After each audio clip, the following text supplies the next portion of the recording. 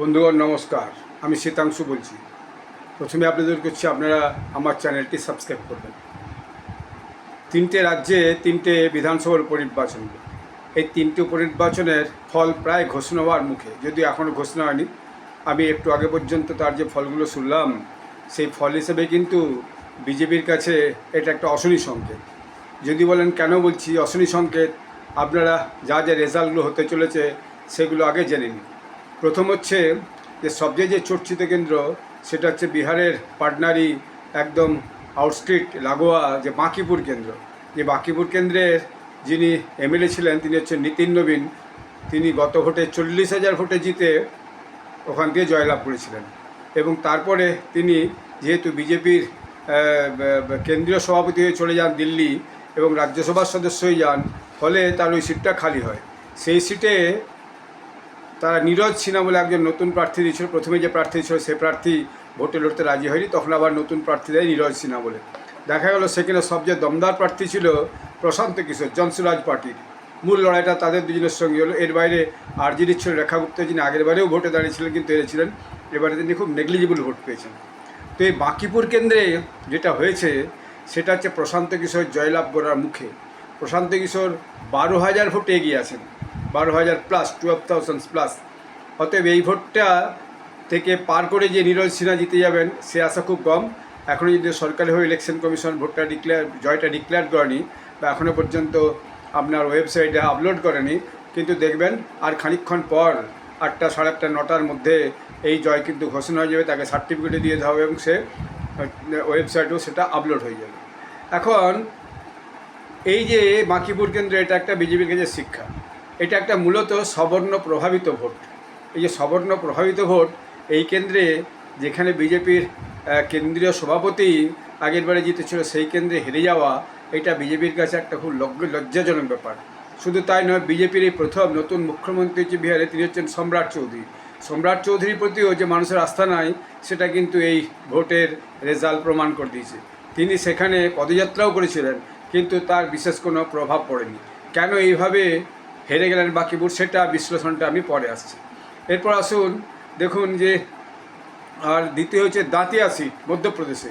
এই দাঁতিয়া সিটেও যে মূল প্রতিদ্বন্দ্বী ছিল, যে আগের বারে হেরে গেছিল, যদিও দাঁতিয়া সিটে কংগ্রেসের এমএলএ ছিল, কিন্তু কংগ্রেসের এমএলএ কোনো কারণে তার যে কোর্টে কেস টেস হয়েছিল সেই কেসে সাজা হয়, ফলে তার বছরের জেল হয়েছে, 2-3 বছরের জেল হয়েছে, ফলে তার যে এমএলএ সিট চলে যায়, ফলে সেখানেও কিন্তু নির্বাচন হচ্ছে। কিন্তু দাঁতিয়া কেন্দ্রে যে সবচেয়ে গুরুত্বপূর্ণ প্রার্থী ছিলেন বিজেপি, তিনি হচ্ছে নরোত্তম মিশ্র। তিনি একটা সময়ে স্বরাষ্ট্রমন্ত্রী ছিলেন শিবরাজ সিং সরকারের গভর্নমেন্টে, কিন্তু শিবরাজ সিং চৌহানের গভর্নমেন্টে। কিন্তু দেখা গেল কি তাকে টিকিট না দিয়ে বিজেপি একজন অন্য স্থানীয় কাউকে টিকিট দেয়, কি মিস্টার তিওয়ারি বলে, আমার যতদূর মনে পড়ছে। সেখানেও দেখা যাচ্ছে এ পর্যন্ত 11,000-এর বেশি ভোটে কংগ্রেস প্রার্থী জিতে আছে, যদিও সেই কেন্দ্রটা কংগ্রেসই ছিল। কারণ আগের বারে যে ভোট হয়েছিল সেই ভোটে জয়লাভ করে মোহন যাদব মুখ্যমন্ত্রী হয়েছেন, সেই ভোটে যে জয়লাভ করে মোহন যাদব মুখ্যমন্ত্রী হওয়ার পর সেখানে কিন্তু সেই ভোটে কিন্তু এই নরোত্তম মিশ্র এই কেন্দ্রেই দাঁড়িয়েছিলেন, কিন্তু তিনি হেরে গেছিলেন। এবং শোনা যায়, মানে যে কথাগুলো শোনা যায় আনাচে কানাচে, যে তাকে হারানোর ব্যাপারে নাকি বিজেপির একটা অংশের একটা সক্রিয়তা ছিল, কারণ তিনি হতে পারতেন মুখ্যমন্ত্রী পদের দাবিদার। তো ফলে সেখানেও একটা হেরে গেছে। এখন মানে মন্দের ভাও ঝুলিতে বলতে গুজরাটের যে বিধানসভা ছিল, সেই গুজরাটের বিধানসভা নির্বাচনে একমাত্র বিজেপি জয়লাভ করেছে। সেটাই এখন নিয়ে তাদের হচ্ছে যে মানে সন্তুষ্ট থাকতে হবে। এখন বিষয়টি এই যে বড় বড় দুটো কেন্দ্র যেখানে বিজেপির গড় ছিল এককালে, দাঁতিয়া কেন্দ্র এককালে বিজেপির গড় ছিল, হয়তো ভেতর থেকে সাবোটেজ করার জন্য আগের ভোটে নরোত্তম মিশ্র হেরে যান, সেটা অনেকে বলছে। তো আমি তো আর যাইনি ওখানে, বা ঘটনার সত্যতা সম্পর্কে আমি কোনো নিশ্চিত করতে পারবো না। তো ব্যাপারটা যেরকম একটা ব্যাপার ঘটতে পারে। তো আরেকটা হচ্ছে, দ্বিতীয়ত হচ্ছে যে বাঁকিপুরে যেভাবে বিজেপি হেরে গেল, এটা কিন্তু একটা ভয়ানক অশনি সংকেত। যদি বলেন কেন, এর ফলে দেখা যাচ্ছে যে বিজেপি যে রাষ্ট্রীয় সভাপতি নিতিন নবীন, তার যে ক্রেডিবিলিটি, সেই ক্রেডিবিলিটি অ্যাট স্টেক, অর্থাৎ সেটা নিয়েই মানুষের কাছে এখন প্রশ্ন তৈরি হচ্ছে। শুধু তাই নয়, যিনি নতুন মুখ্যমন্ত্রী হচ্ছেন সম্রাট চৌধুরী, সেইটা তাকে নিয়েও কিন্তু যে তার যে ক্রেডিবিলিটি সেই নিয়েও কিন্তু একটা স্টেক তৈরি হয়েছে। কিছুদিন আগে বিহার একটা যে কি বৈভব তিওয়ারি নাকি একটা ছেলে পুলিশ গুলিতে মার্ডার হয়েছিল, সেই বিষয়টাকে মুখ্যমন্ত্রী যেভাবে হ্যান্ডেল করেছিলেন তাতে কিন্তু একটা এমনিতেই ব্যাপক জনরস তৈরি হয়েছিল। এর বাইরে আরেকটা কারণ হচ্ছে দেখুন যে বিজেপি ইদানিংকালে তার যে কোর ভোটার, যে সবর্ণ ভোট, সেই সবর্ণ ভোটকে কিন্তু ইগনোর করতে শুরু করেছে। এই বাকি ভোট কেন্দ্রের মেজরিটি হচ্ছে সবর্ণ ভোট, কায়স্থ, ব্রাহ্মণ, আপনার ভূমিহার এবং রাজপুত, এরা কোর ভোট। এরা এরা হচ্ছে কি যে বিজেপির কাছ থেকে আস্তে আস্তে করে সরে যাচ্ছে বলে এই ভোটটা কিন্তু প্রমাণ হচ্ছে এই কারণে দেখুন ওখানে সবর্ণের যে কংগ্রেস মানে যে অ্যাক্টিভ একজন লিডার ছিল মিস্টার মিশ্র, সে কিন্তু প্রশান্ত কিশোর হয়ে প্রচার করেছে এবং দেখা যাচ্ছে প্রশান্ত কিশোর হয়ে জনমত মানে দলমত নির্বিশেষে বিশেষ করে আরজেডির ব্যাপক একটা ভোট প্রশান্ত কিশোর পেয়েছে, মুসলিম ভোট তো পেয়েছে এবং এই হিন্দুদের একটা বড় ভোট সেটা পেয়েছে। এর পেছনে দুটো তিনটে কারণ হচ্ছে, গোড়ার থেকে ধরলে দেখা যায় যে বিজেপি যেভাবে ওই ইউজিসি আইন চালু করেছিল, সেই ইউজিসি আইনের পরে কিন্তু সবর্ণদের মধ্যে একটা ব্যাপক ক্ষোভ আছে, বিশেষ করে সবর্ণ ছাত্রছাত্রীদের মধ্যে একটা ব্যাপক ক্ষোভ আছে। অর্থাৎ ইউজিসি আইনের মধ্যে যেভাবে সবর্ণ ছাত্রছাত্রীকে কলেজে একটা মানে শাস্তি দেওয়ার খানিকটা ব্যবস্থার মতো একটা আইন আনা হয়েছিল, সেটা নিয়ে অনেক বেশি আন্দোলন উত্তরপ্রদেশ বিহারে হয়েছে। কিন্তু সেই সবর্ণদের পক্ষে যে একটা যন্তর মন্ত্র একটা মিটিং করতে দেওয়া এই বিজেপি দিল্লির সরকার সেইটাও করতে দেয়নি, তাতে তাদের মধ্যে একটা ক্ষোভ আছে। অথচ কংগ্রেস পার্টি 30-32 দিন ধরে ওখানে এই যে আন্দোলন করলো, সে আন্দোলন কিন্তু পরোক্ষে সাপোর্টই করলো। তো এই যে সবর্ণ ভোটকে হারিয়ে দিয়ে যার কোর ভোটার তাকে বিরুষ্ট করে এবং তার সঙ্গে তার বক্তব্যের গুরুত্ব না দিয়ে বিজেপি যে ভুলটা করেছে বা করছে তার হয়তো প্রভাব এখানে কিন্তু পড়েছে। মধ্যপ্রদেশে হয়েছে, মধ্যপ্রদেশেও যে রিজার্ভেশন বাড়িয়ে 73% করে দেওয়া হয়েছে, ফলে সেটা নিয়ে এখন কোর্টে কেস চলছে, তার এখনও কোনো ফয়সলা আসেনি। এতেও কিন্তু সবর্ণ ভোটাররা ভীষণভাবে নারাজ। আর কেন্দ্রীয় নেতৃত্ব মাঝে মাঝে ওই যে মানে পিডিএ যেটাকে বলে অখিলেশ যাদব, সেই যে মানে আম্বেদকরজির যে দর্শন, সেই দর্শনকে সমর্থন করতে গিয়ে সবর্ণ ভোটারকে আরও কিন্তু রুষ্ট করে দিয়েছেন। এরকম একটা যে আলোচনা সেটা কিন্তু বিভিন্ন সংবাদপত্রে এবং ইউটিউব মিডিয়াতে তো ব্যাপকভাবে চলছে। আমি এখনই শুনলাম কারণগুলো বিভিন্নজন কীভাবে তারা ব্যাখ্যা করছে। এখন এই যে পিকের যে প্রশান্ত কিশোরের যে বাঁকিপুর কেন্দ্রে জয়, এরপর কিন্তু বিধানসভাতে এই প্রশান্ত কিশোর ব্যাপক কিন্তু একটা প্রভাব ফেলবে, কারণ সে এমনিতেই পোল স্ট্র্যাটেজিস্ট ছিল, পোল স্ট্র্যাটেজিস্ট থেকে সে এখন নেতা হয়ে গেল, এমএলএ হয়ে গেল। এবং আমি আগে সকালে একটা ছোট ভোটে ভিডিও করে শর্টস ভিডিওতে বলেছি প্রশান্ত কিশোরের ভবিষ্যৎ ঠিক হবে, হয়তো তার রাজনৈতিক ক্যারিয়ার সমাপ্ত হয়ে যাবে অথবা তার রাজনৈতিক ক্যারিয়ার উজ্জ্বল হবে। এখন দেখা যাচ্ছে তার রাজনৈতিক ক্যারিয়ার উজ্জ্বল হবে, কারণ বিহারে আগামী দিনে এই প্রশান্ত কিশোরের জনসুরাজ পার্টির একটা প্রভাব তো অলরেডি তৈরি হয়েছে। গত বিধানসভা নির্বাচন যদিও কোনো সিট জিততে পারেনি, আগেরবারে সে নির্বাচন দাঁড়ায়নি। পোল স্ট্র্যাটেজিস্ট থেকে এখন ডাইরেক্ট নেতা যেভাবে নির্বাচন জিতেছে, যদি এই যে জিতে যাবে আর খানিক পরে যেটা ঘোষণা হবে, তারপর কিন্তু বিধানসভাতে সেই নিয়ে ব্যাপক কিন্তু প্রচার তুলবে। সুতরাং প্রশান্ত কিশোরের মিডিয়াতে একটা বিরাট প্রভাব আছে, কারণ দেখেছি আমরা আগে মিডিয়াতে ব্যাপকভাবে সে কিন্তু প্রচার পায়। তার দিল্লিতেও অফিস আছে, তার পাটনাতেও অফিস আছে, ফলে তার একটা বড় সাংগঠনিক দক্ষতা আছে এবং সে অনেক লোককে মোবিলাইজ করতে পারে, ইউথকে মোবিলাইজ করতে পারে। ফলে বিহার সরকারের কাছে আগামী দিনে এটা কিন্তু একটা মস্ত বড় চ্যালেঞ্জ হয়ে দাঁড়াবে। আগামী দিনে এটা সর্বভারতীয় বিজেপির ক্ষেত্রেও কিন্তু একটা চ্যালেঞ্জ হয়ে দাঁড়াবে। একটা ন্যারেটিভ তৈরি হবে যে ভোটাররা বিজেপির থেকে মুখ ঘুরিয়ে দিচ্ছে। 3টে বিধানসভা নির্বাচনের মধ্যে যেখানে দুটো বিজেপির সরকার আছে, বিহার এবং মধ্যপ্রদেশ, সেখানে তারা হেরে গেছে এবং ভালো ভোটে হেরে গেছে। আর কেবলমাত্র গুজরাটে জিতেছে, সেই এটারই সন্তুষ্ট থাকা। ফলে এটার কিন্তু একটা ন্যারেটিভ বিপক্ষ রাজনৈতিক দল বিরাট প্রচার করবে। সামনে উত্তরপ্রদেশের নির্বাচন আছে, উত্তরপ্রদেশের নির্বাচনে যদি মহন্ত যোগী আদিত্যনাথজিকে ফ্রি হ্যান্ড না দেওয়া হয়, সে আমার কেন্দ্র ওয়াইজ প্রার্থী নির্বাচনের ক্ষেত্রে, প্রচারের ক্ষেত্রে তাকে যদি কণ্ঠাসা করে, যেভাবে আগে লোকসভা ভোটে হয়েছে বলে শোনা যায় যে তখন নাকি যোগী আদিত্যনাথজিকে তার মতামতকে খুব একটা গুরুত্ব না দিয়ে কেন্দ্রের নেতৃত্বই সব ঠিক করেছিল। ফলে কিন্তু লোকসভা ভোটে উত্তরপ্রদেশে যে সাফল্য বিজেপির পাওয়ার কথা ছিল, সেই সাফল্য কিন্তু বিজেপি পায়নি। তবে এখন থেকেও যদি দল এই ঘটনার পর থেকে যদি কারেক্টিভ অ্যাকশন না হয়, তাহলে না নেয়, তাহলে কিন্তু আগামী দিনে বড় মুশকিল আছে দলের পক্ষে।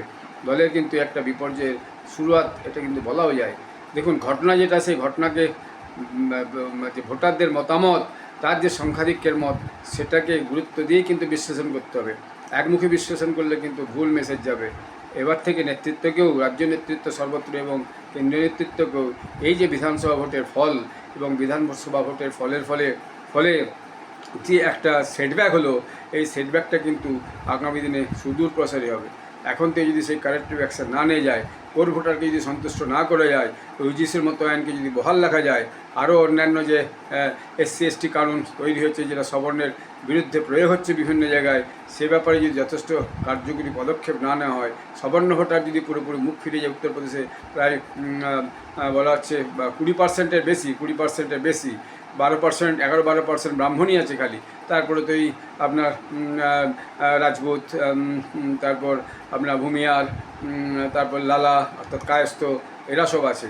তখন কিন্তু উত্তরপ্রদেশের যে আগামী নির্বাচন আছে শিওরে, সংক্রান্তি আগামী মার্চ এপ্রিলের মধ্যে উত্তরপ্রদেশে নির্বাচন হবে, তখন কিন্তু আর 6 মাস পরে তখন কিন্তু বিজেপির কাছে উত্তরপ্রদেশে জয় ছিনিয়ে আনা খুব মুশকিল হবে। যদিও অখিলেশ যাদবের তেমন কোনো প্রভাব উত্তরপ্রদেশে এখন পর্যন্ত দেখা যাচ্ছে না, এবং কংগ্রেসের সঙ্গে তার যে একটা গাঁটবন্ধন হওয়ার কথা, সেই গাঁটবন্ধনে অনেক প্যাঁচ হয়ে গেছে, সিটের শেয়ারিং অনেক প্যাঁচ হয়ে গেছে, সেটা হবে কি না আগামী দিনে সন্দেহ। তো সেই ব্যাপারটার জন্য খানিকটা রেহাই আছে বিজেপির কাছে। আদারওয়াইজ কিন্তু উত্তরপ্রদেশ যদি কোনো একবার হাতছাড়া হয়ে যায়, তাহলে 2029-এর লোকসভা নির্বাচনে কিন্তু বিজেপির ভরাডুবি হওয়া কোনো বিচিত্র ব্যাপার হবে না। কেউই আগাম ভবিষ্যৎবাণী করতে পারবে না, কিন্তু কালেক্টিভ অ্যাকশন এখন থেকে নেওয়া উচিত। এই ভোট থেকে একটা শিক্ষা পাওয়া উচিত। বিহারের নির্বাচনে, এই বাঁকিপুর নির্বাচনে আগে ওখানকার ভোটার ছিল বিশঙ্কর প্রসাদ, কেন্দ্রীয় মন্ত্রী ছিলেন, কেন্দ্রের নেতা এখন, হঠাৎ এসে ওখানে বলে বসলেন যে এখানে আমরা বিজেপি থেকে যাকে কুকুর বেড়াল যাকেই প্রার্থী করে দেবো সেই জিতে যাবে। এখন তো মুখের মতো জবাব পেয়ে গেলেন এত বড় সিনিয়র নেতা ওই কেন্দ্রের ভোটার, তাহলে কী করে হবে? এই হচ্ছে ব্যাপার। তো দেখুন দাঁতিয়া যেটা নর্থ মিশ্রের যেটা নিজের কেন্দ্র, দেখলাম সেই কেন্দ্রে খবর এসছে যে তার নিজস্ব বুথে 27 ভোটে পিছিয়ে আছে বিজেপি। তার মানে কি? তার মানে নর্থ মিশ্রের যে দাঁতিয়া কেন্দ্রের যিনি প্রার্থী হতে চেয়েছিলেন, তাকে ওখানকার নেতা তাকে না দেওয়ার ফলে তার যে সমর্থকদের মধ্যে একটা যে নারাজি হয়েছিল, একটা যে বিরক্তি প্রকাশ হয়েছিল, এবং তারা যেভাবে ধর্ণা প্রদর্শন করে বিরোধিতা করেছিল, তার ফল কিন্তু ভোটের বুথে পড়েছে, ভোটের বাক্সে পড়েছে, এবং সেই কেন্দ্র থেকেই তিনি 27 ভোটে পিছিয়ে আছেন, যা শেষ পর্যন্ত খবর পাওয়া গেছে। তার মানে এইসব বিষয়গুলো খুব কনসিডার করে ভোটারদের সঠিকভাবে যাতে ট্রিট করা হয়, এটা কিন্তু নেতৃত্বের পক্ষ থেকে ভালো হচ্ছে। একটা জিনিস খেয়াল রাখতে হবে, একজন সবর্ণ ভোটার সে তার পরিবারের লোকজনগুলো বাদ দিয়েও আরও 10টা লোককে অতি সহজে মোটিভেট করতে পারবে। এইটা কিন্তু নেতৃত্বকে বুঝতে হবে, কারণ তাদের কথা বিশ্বাস করবে লোকে। কিন্তু অন্য সাধারণভাবে যাদেরকে অ্যাপিস করে বিজেপি ভাবছে আমরা আরও বেশি সংখ্যক মানুষের ভোট পেয়ে যাবো, তাদের কাছে পৌঁছে যাব, সেটা কিন্তু তারা অন্যের মনে অত প্রভাব ফেলতে পারবে না। ভোট কেন্দ্রে নিয়ে এসে তাদেরকে ভোটের বাক্সে কিন্তু প্রভাব ফেলে তাদেরকে দিয়ে ভোট দেওয়াতে পারে, এটা আমার বিশ্বাস, আমার যে রাজনীতি অভিজ্ঞতা তার ভিত্তিতে বলছি। অতএব এখন থেকে খুব সতর্ক হওয়ার সময় হলো বিজেপির পক্ষে, যাতে করে আগামী দিনে এই কারেক্টিভ অ্যাকশান নিয়ে বিষয়গুলোকে সমাধান করা হয়, এবং আগামী দিনে যাতে দল আরও ভালো ফল করতে পারে, আরও বিভিন্ন যে বিধানসভা নির্বাচনগুলো আগামী দিনে আসছে 2027 সালে, সেখানে যাতে সব রাজ্যে ভালো প্রভাব বিস্তার করতে পারে, সেটা কিন্তু এখন থেকে খুব কৌশলগতভাবে নির্ধারণ করা উচিত, এবং খুব পুঙ্খানুপুঙ্খ বিচার বিবেচনা করে প্রার্থী নির্বাচন থেকে শুরু করে কেন্দ্রে প্রচার থেকে শুরু করে সব কিছু ডিজাইন করা উচিত। তবেই কিন্তু দলের যে আকাঙ্ক্ষিত সাফল্য, সেই সাফল্য আসবে। তাহলে কিন্তু আগামী দিনে বড় মুশকিল আছে। ভোটার কখনো কারো এক নয়। ভোটার আজকাল দিনে ইস্যু দেখে, চোখ বুঝে এখন আর পার্টিকে সমর্থন করার মতো ভোটার খুব কম, যারা চোখ বন্ধ করে দলকে সমর্থন করবে।